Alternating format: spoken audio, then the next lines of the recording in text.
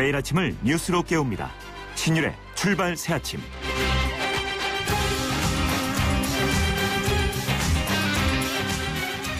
지금 야권은 이른바 통합 문제를 두고 시끄럽습니다.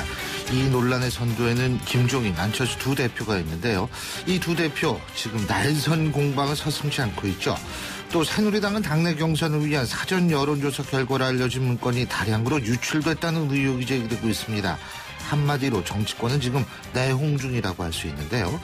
그런데 이런 어수선함에 북한마저 가세하고 있습니다. 어제 단거리 신형 미사일을 발사한 데 이어서 방금 전에는 군사적 대응 방식을 선제적 공격적으로 전환한다고 김정은이 밝힌 것으로 알려지고 있습니다. 한마디로 한반도의 위기는 계속 올라가고 있고 총선이 가까움에 따라 내부적인 정쟁도 점점 극으로 치닫고 있는 느낌입니다. 이런 위기 속에서 국민들을 안심시켜야 할 존재는 과연 무엇인지 다시금 반문할 수밖에 없습니다. 내용보다도 자신들의 이익보다도 지금 이 상황이 필요한 것은 정치권이 자기 자리를 지키는 것이라고 생각합니다.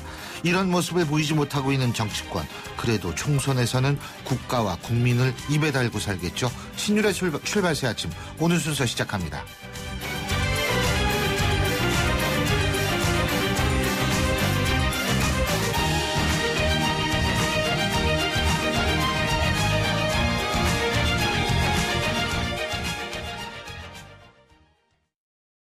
자산관리에 세제 혜택까지 이사하라. 다양한 투자 상품을 절세형 만능 계좌로 이사하라. 증권사와 이사하라. 투자 전문가와 함께라 더욱 든든한 증권사와 이사하라. 금융투자협회 이사. 원금 손실에 유의하세요. 예, 지금까지 들어온 뉴스 살펴보겠습니다. 백병규 시사평론가 스튜디오에 모셨습니다. 어서 오십시오. 네, 안녕하십니까. 예, 오늘은 저도 외투 안 입고 왔습니다. 예? 그렇습니다. 예. 좀 더 포근해지는 모양이죠. 네, 어제 이어서 오늘도 그 포근한 날씨 이어질 것 같다는 날씨 소식부터 좀 전해드릴까 하는데요. 예. 북한이 또 뭐 방사포도 쏘고 예. 복잡하긴 합니다만 예. 그러나 그 날은 봄날로 가고 있습니다. 예. 아침 최저 기온 1도에서 10도로 어제보다 높겠고 낮 최고 기온은 그 8도에서 17도로 어제와 비슷하겠다는 건데요. 예. 이 남해안에서 비가 시작돼서 그 저녁에는 그 중부 지방에도 이제 비가 내릴 것으로 예상이 됐습니다. 예. 이 불금 준비하시는 분들 아하. 우산 하나씩 좀 챙겨야 될 것 같고요. 요즘 불목도 많아요. 네. 예상 강우량 전국에서 20에서 그 60mm 정도이고 그 강원 동해안의 경우는 예. 10에서 그 30mm 정도 예상이 되고 있는데요. 예. 그러나 그 오늘 아침 나오다 보니까 좀 바람이 좀 있더라고요. 예. 그래서 옷은 좀 잘 챙겨 입고 나가셔야 될 것 같습니다. 자, 여러분, 남성의 중년 기상캐스터가 여러분께 기상을 전해드리는 거 어떻게 들으셨는지 모르겠습니다. 자, 진짜 이 봄이 오고 있는데 말이에요. 이 정치권은 점점 추워지고 있어요. 네. 특히 국민의당 안철수 공동대표하고 더민주의 김종인 대표. 둘이 통합 가지고 진짜 뭐 날선 얘기를 막 하고 있잖아요. 네, 국민의당으로서는 그 시베리아 한파가 몰아치고 있는 건 아닌가 싶기도 한데요. 예. 이 안철수 대표, 이 통합 제안을 그 필리버스터 중단했다는 그 국면 전환용이다. 예. 이 국민의당을 저지하기한 그 비겁한 정치 공작이다. 이렇게 좀 맹비난을 했죠. 어제 오후 그 부산에 가서 이제 한 말인데요. 예. 안철수 대표는 그 심지어 안철수만 빼고 다 오라, 다 예. 받겠다는 그 오만한 말까지 서슴지 않는다. 예. 이런 것이 막말 정치이고 그 갑질 정치다. 이렇게 이제 원색적으로 김종인 대표를 이제 기량하기도 했습니다. 예. 이 김종인 대표가 안철수 공동대표는 그 내년에 그 대선 후보하려고 탈당한 사람이다. 안 대표에게 뭐 통합 제안한 것은 아니다.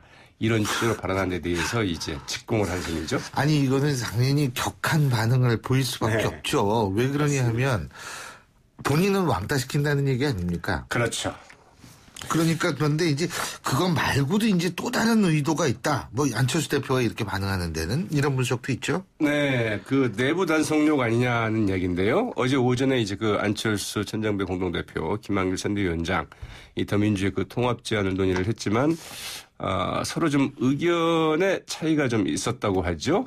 네, 안철수 대표 어제 그 통합론이 절대 불가라고 이제 못 받고 나선 것은 이 토론이 필요한 문제다. 이런 그 천정배 대표나 김한길 위원장 측을 이제 겨냥한 측면도 없지 않다. 이런 분석 나오고 있습니다. 그러나 예. 이제 과연 국민의당 그 내부의 그 통합론이 저지할 수 있을지는 좀 더 지켜봐야 될 것 같은데요. 예. 더민주 이 탈당 후 1년 내 복당을 금지한 당규를 선보기로 했다고 합니다. 예. 개별 복당의 문을 좀 열어놓겠다. 이런 의도라고 해야 되겠죠. 그렇군요. 새누리당도 바람 잘 날이 없는데 지금 이 후보 사전 여론조사 결과가 유출됐다는 의혹이 있지 않습니까? 제가 앞서도 얘기를 했는데 그렇습니다. 어떻게 된 얘기예요? 이 카톡 등 그 SNS에 이제 돌아다녔는데요. 그 A4 용지 내장 분량이라고 하죠. 예. 호남과 경북 강원을 제외한 그 선거구 67곳의 이제 그 조사 결과가 담겼다고 하는데 예. 전체 후보는 아니고 주요 후보의 그 지지율만 이제 기록돼 있다고 그러죠.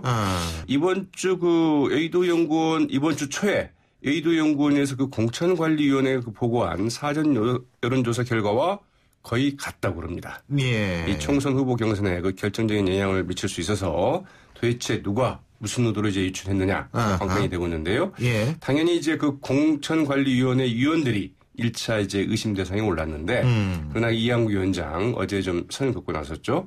이 여론조사를 실시한 여의도 연구소가 어디 소관이냐? 사무처가 알아서 할 것이다. 예. 이렇게 이제 선을 긋고 나섰는데요. 어쨌든 그 중앙선관위가 그 조사에 나섰고 이 검찰 수사를 좀 의뢰할 예정이라고 하죠. 예. 자, 그렇지 않아도 이양구 공천관리위원장 어제 그 부적격자 기준으로 사전 여론조사 지지율을 말했잖아요. 그렇죠. 네. 예. 이양구 위원장 어제 오전 기자들에게 그 현역 의원 지지도가 당 지지율보다 현격하게 낮으면 집중 심사 대상이다. 이렇게 이야기됐고요. 이 당 또 이제 그 공천관리위원회에서는 그 당 예. 지지율보다 낮은 대구 경북 지역 의원들에게 소명서를 내라. 예. 이렇게 좀 요구를 했다고 그러죠. 그리고 이한구 위원장은 그 당의 의사결정에 배치되는 행동을 한 의원도 말하자면 집중 심사 대상이다. 이렇게 이제 이야기를 해서 특정 인물을 좀 배제하기 위한 것 아니냐. 예. 이제 이런 관측도 좀 나오고 있습니다. 그렇군요. 더불어민주당도 찬바람이 쌩쌩 불고 있어요. 네, 주말에 그 현역 의원 가운데 그 2차 공천 원천 배제자를 가려는 그 심사가 이제 예. 그 예정돼 있기 때문인데요. 예. 더민주의 그 공천관리위원회 오늘 그 현역 의원 그 단수 신청 지역을 마지막으로 지역구 공천 신청자에 대한 이제 면접을 끝내게 됐는데요. 예. 그동안 취합한 각종 자료를 그 토대로 해서 그 종합 심사에 이제 들어갑니다. 여기에서 그 3선 이상 중진 의원의 그 50%, 추재선 의원의 그 30%를 따로 그 정밀 심사 대상으로 분류해서 이 당선 가능성에 초점을 두고 경쟁력 심사를 하겠다. 이제 이런 방침이죠. 예. 네. 어쨌든 지금 뭐 정치권은 이런데 그 유엔 안보리 대북 제재 결의안 이후로 북한도 지금 만만치 않게 나오고 있어요. 근데 어쨌든 유엔 안보리 대북 제재 결의안 최종 조율 과정에서 핵과 미사일 관련 품목에 금수 조치를 담은 부속서가 통째로 삭제된 것으로 드러났다고 그러죠? 네, 오늘 그 동아일보가 좀 단독 보도하고 있는데요. 이 러시아의 그 반대로 그 핵과 탄도미사일 관련 그 12개 금수품 품목과 화학과 그 생물학 무기 이용 가능 물질 14개 품목에 관한 그 금수 예. 조치를 담은 부속서 4까지 예. 모두 빠졌다고 합니다. 러시아가 초안에 이 부속서를 이제 문제를 삼자 결의안 채택 시간에 그 쫓긴 미국이 아예 이 부속서를 좀 통째로 뺀 것으로 이렇게 알려졌다고 그러네요. 네. 그렇군요. 자, 그리고 앞으로 초중고등학교에서 수행평가만으로도 성적을 매길 수 있다. 이거 혹시 또 여러 가지 이게 우리나라는 객관적인 기준이 있어야지 모호하면 안 되는데. 그러니까 말이죠. 네. 우리나라의 그 객관성 문제 이게 네. 사실 그 심각한 문제입니다. 맞습니다. 교사분들이 이제 학교와 교사를 믿을 수 있으면 좋겠는데 맞아요. 그럴 우리나라 수 그 없다는 데 없거든요. 문제죠. 네, 이제 교육부가 그 학생 생활 기록 작성 및 관리 지침 개정을 추진 중에 있는데요. 예. 이 교과나 단원의 그 특성을 고려해서 그 시험 대신에 서술형이나 논술형 평가 혹은 이 수행 평가만으로도 이제 성적을 매길 수 있도록 하겠다는 것인데요. 네, 수행 평가는 그 학생의 그 수업 태도나 이 실험 참여 보고서, 발표된 그 과제 수행 과정과 결과를 갖고 평가하는 방식이죠. 말씀드렸던 것처럼 이 탐구적 자기주도 학습을 촉진하고 또 그 학교의 그 평가의 그 자율성과 다양성을 이제 높일 수 있을 것으로 기대가 되지만, 예. 네, 학생생활기록부 당장 이제 그 대학 진학을 염두에 둔 학부모들로서는 도대체 기준이 뭐냐? 이제 이런 이야기 나올 수 있겠죠. 이게요, 우리나라는 그래서 이 객관적으로 이렇게 탁탁탁탁 점수 나오는 게 학부형도 편하고 학생도 편하고 이 대학교도 편하고 다 편하거든요. 네, 그런데 이게 21세기에 과연 맞는 방식인지는 좀 고민스러운 그게요. 점이죠. 근데 이게 그러니까 차근히 사회가 변화하는 속도에 맞게 좀 입시에도 변화해야 되는데. 맞습니다. 예, 오늘 말씀 여기까지 듣겠습니다. 고맙습니다. 네, 고맙습니다. 예, 지금까지 백병규 시사평론가였습니다.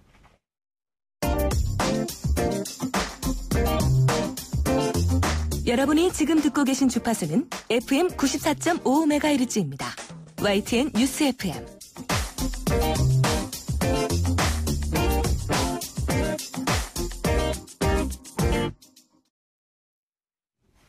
더불어민주당 김종인 대표가 야권 통합 제안했다. 이런 말씀 저희가 오늘 계속 드리고 있는데요. 안철수 대표 얼마나 만만하게 보면 이런 막말을 하는지 모르겠다. 이렇게 강력하게 반발하고 있습니다. 그런데 또 국민의당 내부에서는 논의가 필요하다 이런 입장도 나오고 있는데 앞으로 이 문제 어떻게 전개될지 알아보겠습니다. 국민의당 문병호 의원 연결해서 입장 들어보겠습니다. 문 의원님 안녕하세요. 문 의원님. 네네. 예, 안녕하세요. 네네, 안녕하세요. 예, 잘 들리세요? 네, 잘 들립니다. 아, 예. 아유, 저는 요새 뭐 하도 어수선해가지고 이상한 얘기 많이 들리고 해서 좀 청력이 안 좋으셨나 궁금해가지고. 아닙니다. 아유, 우리 문 의원님 참 여러 가지로 요새 수고가 많으신데 말이에요. 지난번에 필리버스터도 하시고. 네네. 자, 근데 말이에요. 지금 김종인 대표가 안철수 대표한테 비겁한 정치 공작이다. 그러니까 안철수 대표가 김종인 대표한테 이런 얘기를 했죠. 예, 우리 당을 얼마나 만만하게 보면 이런 막말 하나 동의하십니까? 동의합니다. 저는 첫날 보고 이틀간 김종인 대표 발언이 있었는데요. 예. 정말 정치 공작이라는 생각이 듭니다. 왜냐면은 그 시점도 필리버스터 끝난 시점에서 이제 필리버스터 중단으로 테러 방지법 통과되니까 야권에 대한 비난이 예상됐거든요. 그것을 피한다는 목적이 있었고요. 그 다음에 국민의당을 흔들고 와해시키려는 그러한 불순한 저희가 있었다고 생각합니다. 흔들고 와해시키려고 한다. 근데 사실은 국민의당이 좀 더 탄탄해지면은 상대방이 그런 의도를 가졌다 그래도 그게 쉽게 흔들릴까요? 물론 이제 그것은 저희가 좀 제대로 지금 잘하지 못한 측면이 있습니다. 그렇지만은 좀 더 진정성을 가지고 이 문제를 접근해야죠. 그런 식으로 상대방을 흔들어대고 안철수 대표를 무시하는 그런 식으로 접근해서는 안 되죠. 무시한다. 예, 따지고 보면은 아쉬운 것은 오히려 더불어민주당입니다. 우리는 작은 집이라서 이럴 게 많지 않아요. 큰 집이 이럴 게 많죠. 오히려 사실 만약에 이번 선거에 패배한다면은 그 타격은 더불어민주당이 더 클 겁니다. 예. 아니, 무시한다기보다는 왕따를 시키려고 그러는 거 아닙니까? 안철수 그렇죠? 대표를 제외하고 나머지, 예? 근데 김종인 대표의 이렇게 워딩을 보면은 이것이 개별적으로 복당을 하라는 얘기인지 당대당 통합을 하겠다는 얘기지 좀 그것도 사실 좀 헷갈리더라고요. 물론 이제 김종인 대표는 당대당 통합을 얘기한다고 나중에 다시 한번 얘기를 했지만 최소한도 복당 기준을 완화했다라는 그런 얘기까지 하는 걸 보면 개별적인 복당을 염두에 두는 것 같기도 하고요. 어떻게 보십니까? 그러니까 이제 더불어민주당이 요새 이제 지지도가 올라간 것도 아니고 이제 과거 수준에서 약간 좋아지니까 지금 오만해진 거죠. 그래서 이 국민의당에 대해서 개별적으로 입당하라. 그거 정말 말이 됩니까? 저희가 무슨 개별적으로 입당하라면 개별적으로 무릎 꿇고 들어갈 겁니까? 예. 전혀 그 현실성이 없는 정말 오만한 말씀이세요. 근데 여기서 제가 제일 중요한 부분이라고 생각하는 부분은 어떤 부분이냐면 지금 김종인 대표가요. 그런 얘기 있잖아요. 그러니까 탈당하신 분들의 탈당 원인이 거의 없어진 거죠. 상황이 바뀌었다. 그러니까 다시 합쳐도 된다라고 얘기를 했는데 자, 아닙니다. 제가 문 의원님께 여쭤보고 싶은 거는 그럼 김종인 대표가 진짜 친노와 문재인 전 대표 쪽의 세력을 완전히 좀 눌렀다라고 보세요? 그렇게 안 보죠. 저희가 새정치민주연합을 탈당한 이유는 새정치민주연합이 패권적 친노와 운동권 진보, 낡은 진보가 당을 지배하고 있어서 총선 대선에 승리할 수 없다. 그런 진단하에 탈당하고 신당을 만든 겁니다. 예. 그런데 지금 상황이 변한 게 없어요. 뭐 몇 명 친노 중에 몇 분, 그것도 사실 온건한 합리적인 친노입니다. 그분들 몇 명 지금 배제하는 거 외에는 한 게 없거든요. 예. 그래서 저희가 봤을 때는 지금 이제 패권적 친노들이 잠시 위기가 오니까 월급 사장 김종인 대표를 모셔온 거예요, 관리자로. 그렇지만은 대주주인 문재인 대표가 뒤에 있고요. 앞으로 이제 위기가 해소되면 다시 전면에 등장하고 예. 문재인 대표를 대선 후보로 뽑으려고 지금 생각하고 있는 것이죠. 그렇기 때문에 근본적으로 전혀 달라진 게 없습니다. 근본적으로 전혀 달라진 것이 없다. 네. 그렇기 때문에 실제로 지금 그 얘기를 뒤집어서 얘기한다면 지금 김종인 대표가 통합한다 그래도 아직 그 통합할 수 있는 여건이 성숙되지 않았다라고 이해될 수가 있을 것 같은데요. 근데 그럼에도 불구하고 천정배 공동 대표나 김한길 선대위원장 같은 경우에는 예를 들면은 진지하게 고민할 시간이 필요하다라든지 이런 식으로 약간은 좀 안철수 대표하고 다른 입장, 다른 의견을 제시하고 있는 거 아닌가요? 예, 물론 이제 지금 현 정국을 보는 시각이나 또 미래에 대한 여러 가지 비전들이 조금 다릅니다. 그래서 이견이 있을 수 있지만은 그러나 천정배 대표께서도 방금 제가 말씀하신 내용은 동의를 하고 계세요. 그러니까 더불어민주당이 패권 친노와 낡은 운동권 진모가 정리되고 정말 정치 투쟁이 아닌 민생을 유능하게 해결할 수 있는 그러한 당으로 바뀌어야 된다. 그것이 전제가 안 되면은 야권 연대 통합 얘기할 수가 없는 것입니다. 근데 그럼에도 불구하고 그 일부 언론의 전수조사죠. 그러니까 국민의당 의원 18분, 지금 18이지만 그때 당시는 17분이었는데 그 전수조사를 한 결과 상당수는 통합에 긍정적이라고 결과가 나왔더라고요.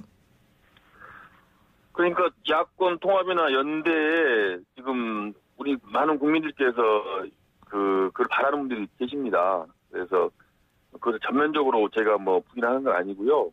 다만 야권 통합에 연대할 수 있는 여러 가지 객관적인 조건들이 만들어져야죠. 여보세요? 예. 그리고 이제 그러한 그 과정도 좀 진정성 있게 진행이 돼야 되는데 이게 김종인 대표의 말씀을 보시면 완전히 그냥 국민의당은 이제 깔아뭉개고 무시하고 할 테면 하고 말면 말아라 이런 식의 입장 또 당 내부를 흔들어가지고 개별 복당하라 안철수 빼고 하자 이런 식의 발언은 정말 진정성이 없다 그런 평가입니다. 예. 자 그러면은요 지금 박지원 의원 같은 경우에도 비슷한 입장이라고 보시는 거죠? 박지원 전 대표께서는 이제 야권 통합 말씀을 하시지 않습니까? 예. 아마 저는 큰 틀에서는 공감하고 저나 다른 분들하고 같이 생각이 비슷하다고 보는데요. 그러니까 우리가 지금 야권이 어쨌든 간에 과거에 새정치민주연합 때 잊어버렸어요. 그때 야권이 승리할 수 없다라는 게 대부분 평가했지 않습니까? 예. 그럼 과연 새정치민주연합 때하고 지금하고 비교해서 뭐가 달라졌느냐? 야권이 뭔가 국민의 눈높이에 변했는가? 그걸 봐야 된다는 거죠. 제가 봤을 때는 별로 변한 게 없어요. 약간 조금 꼼지락거린 거죠. 실제로 큰 변화는 없었다고 봅니다. 예. 지금 제가 박지원 의원을 왜 여쭤봤냐면, 일부에서는 박지원 의원이 이제 왜 밖에 계실 때 무소속으로 있을 때 하도 통합을 외치셔가지고, 결국은 이 통합 얘기를 하러 국민의당에 입당한 거 아니냐. 심지어 이런 표현을 쓰시는 분, 그리고 언론도 있더라고요. 이 더민주의 트로이 목마가 아니냐. 이런 얘기도 있던데. 그래서 제가 여쭤본 거거든요. 글쎄요, 그렇게까지 하시겠습니까? 만약에 통합을 더 하셨으면 아마 무소속으로 남아 있으셨겠죠. 안 들어오시고. 근데, 어쨌든 국민의당에 힘을 실어줘야만이 또, 더불어민주당과 국민의당의 힘이 좀 균형이 잡혀야 또 더 큰 변화나 더 야권이 승리할 수 있는 조건이 된다. 그런 판단이 아닐까 예상하고 있습니다. 예. 어쨌든 박지원 의원 그리고 동료동계가 합류함으로써 이제 호남에 있어서의 야권에 있어서의 정통성은 어느 정도 확보됐다고 보십니까? 네, 그렇습니다. 호남에 있어서의 대표적인 분들은 다 국민의당에 와 계시니까 호남에서의 어떤 국민의당의 지지는 더 좀 확대될 걸로 보고 있고요. 네. 다만 이제 호남의 그 민심은 정권 교체할 수 있는 비전을 보여라 이겁니다. 그런데 지금 아직 거기까지 저희가 하지 못하고 있어서 지지세가 폭발을 하고 있지는 않습니다. 그렇지만 앞으로 이제 이런 것들이 보여진다면은 호남에서 아마 훨씬 더 많은 지지가 있을 것으로 예상합니다. 호남에서 많은 지지를 얻었을 경우에 야권의 적통성은 어떻다고 보십니까? 적통성은 뭐 당연히 국민의당에 있겠죠. 지금 현재도 그렇게 생각하십니까? 예, 그렇습니다. 지금도 동교동 그 김대중 대통령의 동교동계 그 흐름은 국민의당에 있다고 생각합니다. 하지만은 더불어민주당은 고 김대중 전 대통령의 삼남 김홍걸 씨가 지금 그 당내 기구의 위원장도 맡고 그리고 출마설도 지금 나오고 있던데요. 그래서 그것은 지역적인 거죠. 뭐 아드님이 거기 있다고 그래서 그 김대중 대통령 정신이나 정치가 거기 있는 건 아니지 않습니까? 예, 알겠습니다. 자, 그리고 어쨌든 국민의당 공천 얘기도 좀 제가 시간 관계상 간단하게 좀 여쭤보겠습니다. 지금 그 광주 현역 의원들은 어떻게 돼야 된다고 보세요?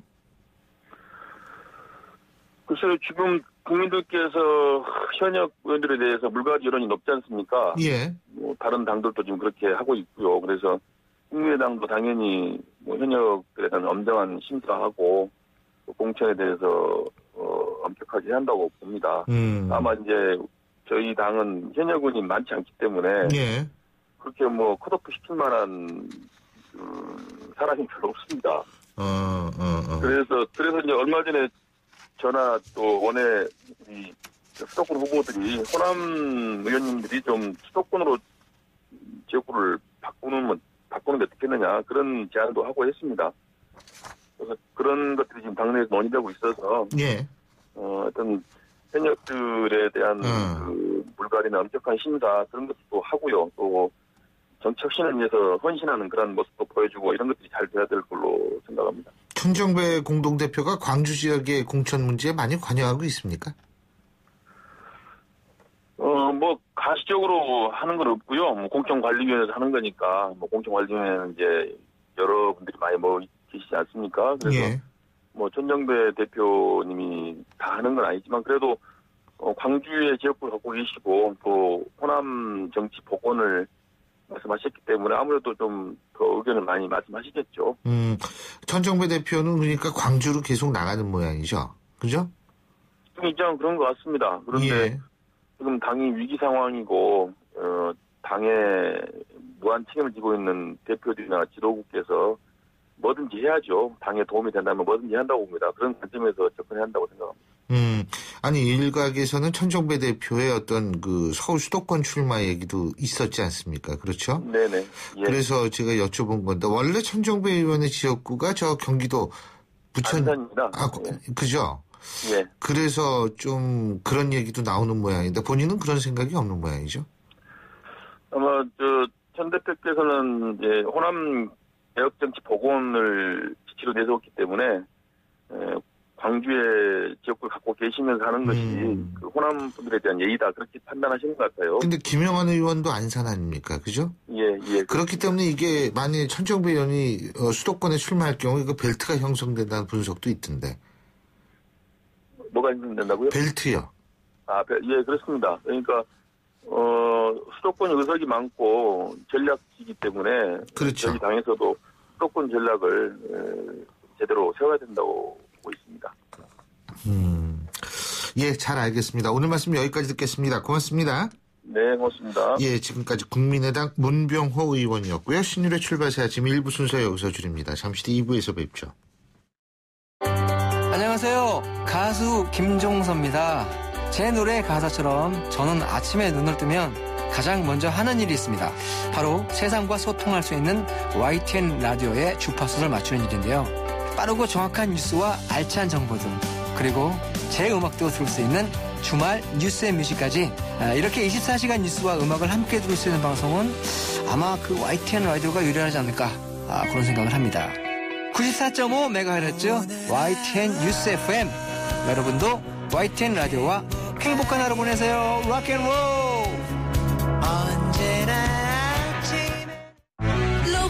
록록록록록비드 면역은 높아도 안 돼요. 안 돼요. 면역은 낮아도 안 돼요. 안 돼요. 녹용 추출 성분 록비 록록록록록비드. 본 제품은 건강기능식품 광고입니다. 소통의 아침을 여는 공정한 목소리. 신율의 출발 새 아침. 신율의 출발 새 아침 2부 순서 광고부터 들으시죠. 크리네어 테크. 크리네어 테크 집중기. 주물 작업, 연마 작업, 페인트 작업. 분진가스, 냄새, 연기 작업, 분진. 이 세상에 못 없애는 분진이 어딨어. 크리네어 테크 집중기가 다 잡아줍니다. 예! 크리네어 테크. 크리네어 테크 집중기. 7시 39분 58초 지나고 있는데요. 자, 금요일 아침 교통 알아보겠습니다. 김재윤 캐스터. 네, 출발 새 아침 교통정보입니다. 고속도로 가운데 현재 서울 외곽순환고속도로의 교통량이 조금 많은 편인데요. 특히 구리에서 판교 쪽으로 이동하는 길, 퇴계원에서 하남까지 12km 구간, 그리고 서하남 부근에서 2km 구간 차량 밀립니다. 그렇다 보니까 북부간선도로가 외곽 구리 쪽으로 가는데 묵동에서 구리 나들목까지 차량 밀리고 있고요. 반대편으로는 묵동에서 하월고까지 구간 서행입니다. 동부간선도로 도심 쪽으로 중랑교 부근에 사고가 있었는데 처리 작업은 모두 끝이 났습니다. 다만 노원교에서 중랑교까지 차량 밀리고 있고요. 의정부 쪽으로도 월계 1교에서 노원교까지 시속 20-30km 미만 정체입니다. 내부순환로 성산대교 쪽으로는 정릉터널 부근 그리고 홍제램프 부근에서만 차량 밀리고 있고 반대편 성수동 쪽으로 가는 길 기름 진출램프로 나가려는 차량들 하위차로 중심으로 차량 밀립니다.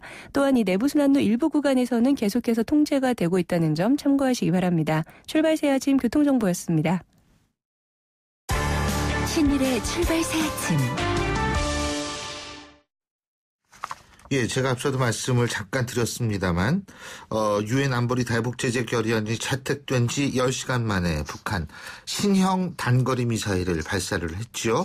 그리고 방금 전에 들어온 소식 제가 오늘 앞서도 말씀을 드렸습니다만 이른바 군사적 대응 방식을 선제 공격적으로 전환한다. 지금 뭐 이런 얘기를 북한이 하고 있습니다. 자, 그래서 지금 이런 입장 변화에 대해서 중국은 그러면 어떻게 나올지 이런 부분에 대해서 한번 생각해 보겠습니다. 한국외국어대학교 국제지역대학원 강준영 교수 전화 연결합니다. 교수님 안녕하세요. 네, 안녕하세요. 네.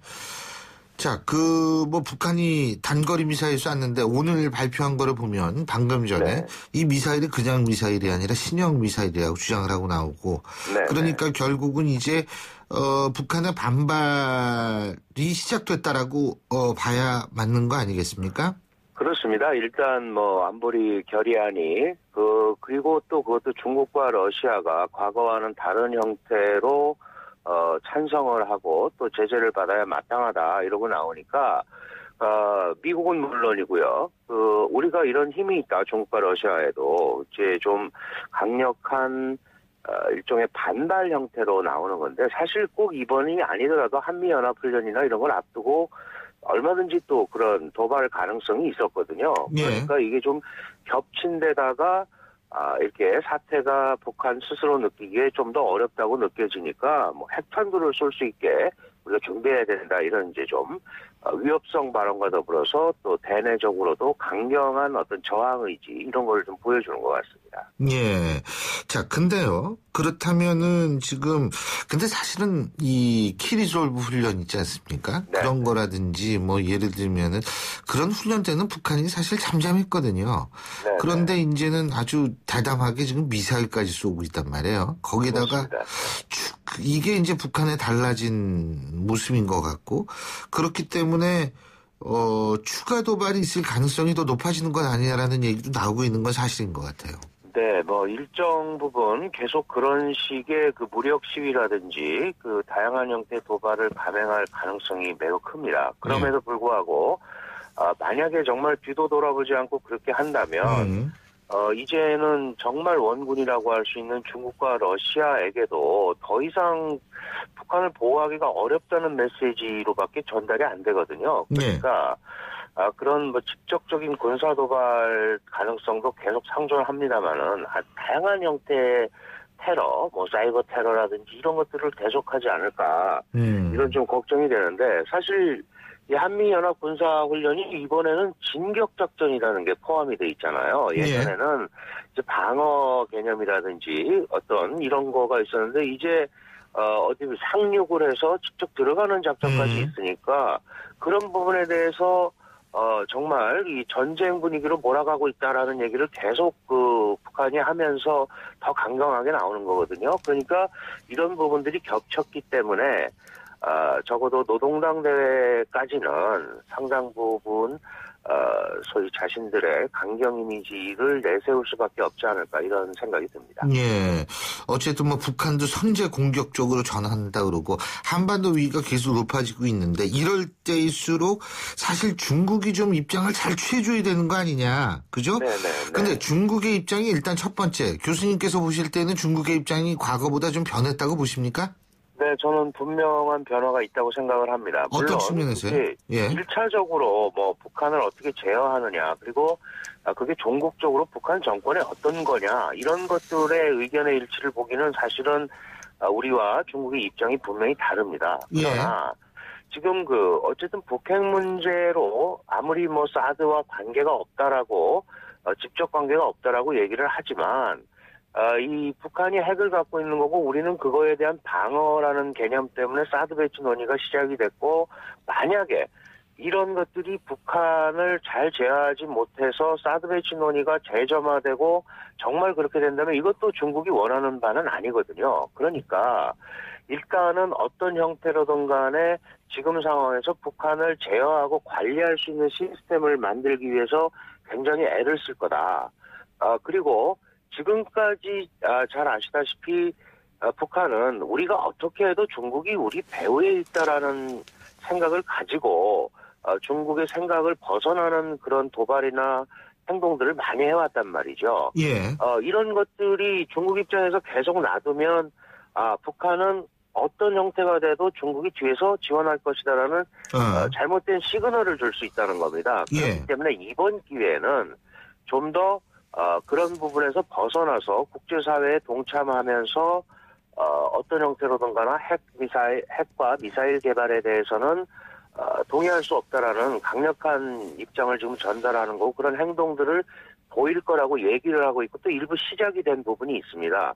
그렇다면은 과거와는 조금 달라진 게 아니냐. 물론 중국 혼자서만 하지 않을 겁니다. 이걸 통해서 그러면 한국과 미국 또 변해야 된다. 이런 것들이 서로 교차하면서 중국도 일정한 카드로 쓸 가능성이 굉장히 많은 거죠. 부분적으로 시작된 부분은 어떤 걸까요? 네, 지금 일단 금융거래 제한이 이미 시작이 됐죠. 그러니까 사실 잘 아시다시피 북한에 송금되는 외환의 약 70%가 중국계 은행을 통해서 움직입니다. 그러니까 중국 내에 일부 은행들이 지금 북한으로 들어가는 돈에 대한 결제를 안 하고 있는 겁니다.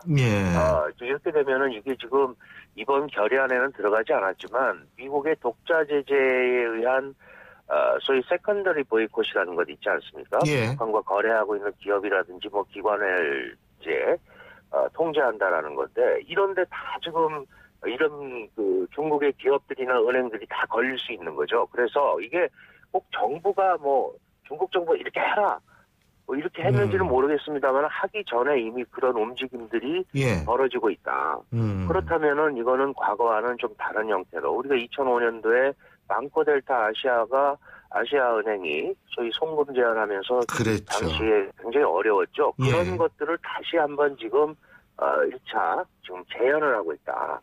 그렇다면은 중국 입장에서도 이번에는 국제사회에 우리가 옛날하고 좀 달라졌다라는 걸 보여줄 필요가 있기 때문에 그런 행동을 취하는 게 아닌가 이렇게 좀 볼 수 있습니다. 예. 자, 근데 또 하나는 국민들이 생각할 때 중국이 지금은 이제 그런 달라진 모습을 보이고 있지만 그 달라진 모습을 어느 정도 유지할까 이 부분도 궁금해하거든요. 네, 그렇죠. 이 사실은 안보리 결의가 그 강제성은 없지 않습니까? 각 국가가 이렇게 하자라고 지금 일종의 약속을 한 건데. 예. 그런데 잘 아시다시피 북한의 뭐 무역액이라든가 이런 거에 이미 90%가 중국과의 거래고 중국이 적극적인 모습을 보여주면 다른 나라도 자연스럽게 따라가거든요. 그러니까 그런 면에서 중국의 입장이 매우 중요한데 중국은 이번에 그 대북 제재 결의안의 핵심이 북한을 압박해서 다시 이 대화로 나오게 하고 대화로 나오게 되면 육자회담이라는 틀을 통해서 자신들이 의장국 지위를 가지고 다시 이 북한 문제를 다룰 수 있단 말이죠. 예. 그러니까 이 다시 나오게 하는 데까지가 1차적으로 중국이 생각하는 목표가 있는 것 같습니다. 그러니까 그 중국이 이렇게 애를 써서 제재 이행 조치를 성실하게 이행하는데도 예를 들면 중국이 생각할 때 미국은 여전히 북한에 대한 무시 정책을 계속한다거나 이렇게 한다면 우리 혼자서 중국 입장에서 생각할 때 우리 혼자서 북한에 대한 이런 애를 쓰는 게 무슨 의미가 있느냐. 이렇게 되면은 자연스럽게 느슨해질 수밖에 없는 거고. 예. 그걸 옆에서 보는 북한의 또 하나의 우방인 러시아도 중국에 더 강력히 동조할 수 있고. 예. 그렇게 되면은 국제사회의 제재가 과거 5차례 6차례 결의안처럼 흐지부지 될 가능성이 또 생길 수 있는 거거든요. 그렇기 때문에 이게 우리도 중국한테만 이렇게 해라라고 맡길 게 아니고 중국과 긴밀히 공조하고 미국과 공조하면서 이거를 어떤 형태로든 간에 다음 틀로 갈 수 있는 그런 시스템을 마련하는 데 더 애를 쓰는 것이 중국을 더 깊게 이 대북 제재 결의를 이행할 수 있는 그런 기초를 만드는 게 아닌가 이런 생각이 듭니다. 예, 잘 알겠습니다. 어쨌든 중국의 입장 계속 어떻게 될지 우리로서는 지켜볼 수밖에 없을 것 같습니다. 오늘 말씀 여기까지 듣겠습니다. 고맙습니다. 네, 감사합니다. 예, 지금까지 한국외국어대학교 국제지역대학원 강준영 교수였고요. 신율의 출발새 아침 2부 순서 여기서 줄입니다. 전 8시 10분 3부에서 오겠습니다.